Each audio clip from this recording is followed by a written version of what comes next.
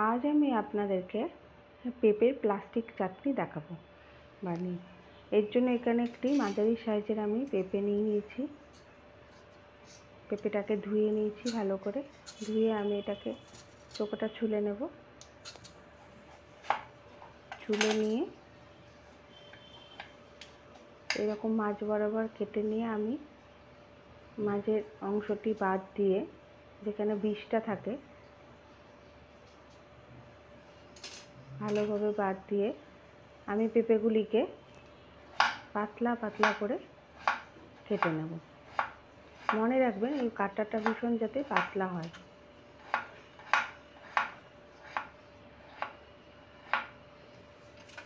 এই যে এইরকম হবে আমার কাটাটা হয়ে গেলে একটি কড়াই বসিয়ে গ্যাসে আমি এখানে 1.5 কাপ মতো জল দেব। 1.5 কাপ মতো জল দিয়ে দিয়েছি। এনেই কেটে রাখা পেঁপেগুলো আমি এর মধ্যে দিয়ে দেব সেদ্ধ হতে।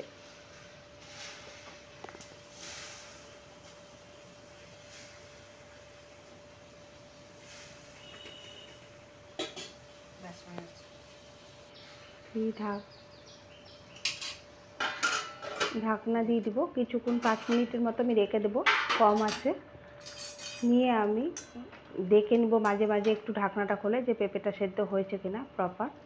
দেখুন আমাদের পেঁপেটা প্রপার সেদ্ধ হয়ে গেছে। এবার জলটা ছেঁকে ছেঁকে একটি বাটিতে তুলে নেব।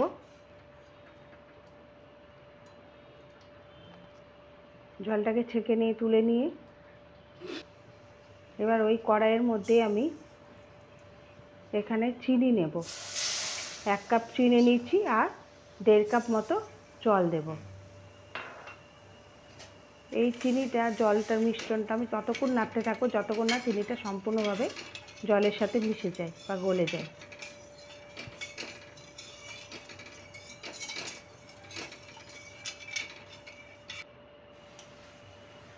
দেখুন আমাদের চিনিটা সম্পূর্ণভাবে জলের সাথে মিশে গেছে। এবার আমি সেদ্ধ করে রাখা পেঁপেগুলি এর মধ্যে দিয়ে দেব।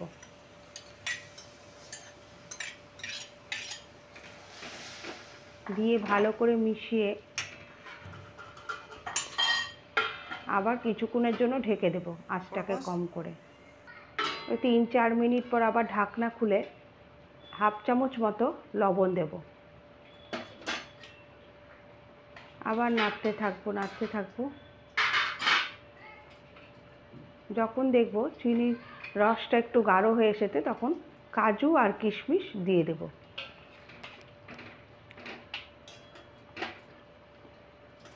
দিয়ে আবার কিছুক্ষণ ফুটতে দেব।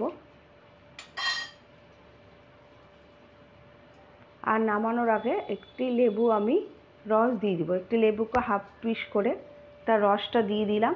লেবু মনে রাখবেন, লেবু কিন্তু চাটনিতে অবশ্যই দিতে হবে। রসটা দিয়ে কিছুক্ষণ আবার হতে দেব। হয়ে এলেই এই যে ফুটছে আমাদের চাটনি।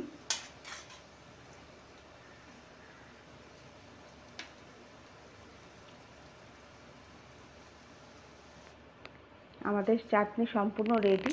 এবার বাটির মধ্যে তুলে নিয়ে গরম গরম ভাতের সাথে পরিবেশন করুন। টাটা। খুব সুন্দর একটি রেসিপি।